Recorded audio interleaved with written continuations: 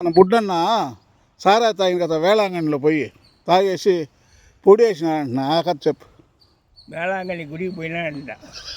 పొయ్యి ఏడ అమ్ముతాను పోయినాడంట. పోతే ఒక చోట అమ్ముతాడంట.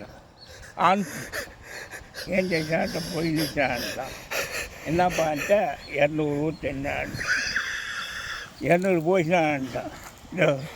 అట్నే ఎత్తి నోరు కొట్టకుండా తాగేసి అందులో ఆశ్చర్యపడి కూర్చాను. ఇది కూడా కుడికోవడం ఇది కూడా పడతాను. తాగేసి పొడి ఎత్తి ఆడిసినాడంట. అందులో అసింగిలి చూసాను. ఎంత ఊరు సరినారన్న, ఎంత ఊరు అయ్యా అనేసి ఆయన్ని జనాలు వచ్చి అడిగినారంట. అయ్యా నీ ఎంత ఊరు? వేలూరు. వాడికి కట్టుబడి అంటే ఎంత వేలూరు.